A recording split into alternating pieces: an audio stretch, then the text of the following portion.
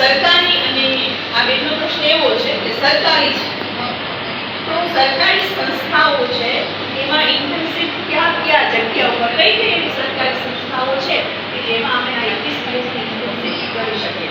તો એનો જવાબ એવો છે કે આપણે જે ઇન્ટર્નશીપ માટેનો ક્રાઇટેરિયા આપણે જે આપ્યો છે એવું ક્યાંય ઉલ્લેખ નથી કે તમે પ્રાઇવેટ જે છે કંપની છે એમાં પણ તમે ઇન્ટર્નશીપ કરી શકો. માનો કે તે પ્રાઇવેટ કંપનીમાં મેનેજમેન્ટ માટેની કંઈ રિક્વાયરમેન્ટ હોય તો તમે એ કંપનીના જે કોઈ મતલબ ડિપાર્ટમેન્ટ હોય એનું મેનેજમેન્ટ તમે કઈ રીતે કરો છો, બરાબર? એક્સપોર્ટ થતું હોય, ઇમ્પોર્ટ થતું હોય એવી કંપનીમાં એવા વિભાગમાં બેસીને તમે ત્યાં કઈ રીતે વર્ક કરો છો.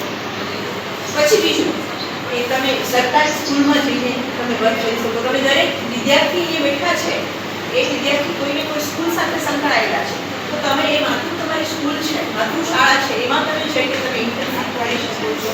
પબ્લિક લાઇબ્રેરી છે, સરકારી અને પ્રાઇવેટ લાઇબ્રેરી છે, આપણા ધોરાજીની અંદર 2 લાઇબ્રેરી છે એમાં પણ તમે ઇન્ટર્નશીપ કરી શકો છો. પછી મંડળીઓ છે જુદી જુદી એ મંડળીઓમાં પણ તમે ઇન્ટર્નશીપ કરી શકો છો. બેંકમાં ઇન્ટર્નશીપ કરી શકો છો. આપણે આ વખતે બેંકમાં વિદ્યાર્થીને મોકલવાનો પ્રયત્ન કરશું કે મારા વિદ્યાર્થીઓ ત્યાં જઈને પણ ઝડપે હમ કિસી સે કમ નહીં. કોમર્સ વાળા જ કરી શકે એવું નથી. આપણી કોલેજનું એક દ્રષ્ટાંત છે. આપણી જ કોલેજની વિદ્યાર્થીની આજથી લગભગ 10-15 વર્ષ પહેલા અહીંયા ભણતી હતી. એનો મુખ્ય વિષય હિન્દી હતો.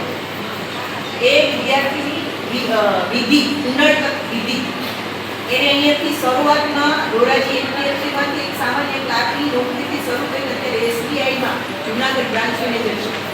ત્યાં એટલે આપણે બધાને એવું નહીં માનવાનું કે આપણે આર્ટ્સવાળા છે બેંકમાં આ તમે બેંકમાં લીધેલો અનુભવ તમારે બેંકની એવી કોઈ મતલબ જ્યારે બહાર પડે જગ્યાઓ તમે એમાં એપ્લિકેશન કરી શકો, એની એક્ઝામ આપી શકો, તમે બધું કરી શકો. આર્ટ્સ કોઈનો ક્યાંય નો કોઈ હાલે નહીં. આર્ટ્સવાળા છે એ ઓલરાઉન્ડર છે.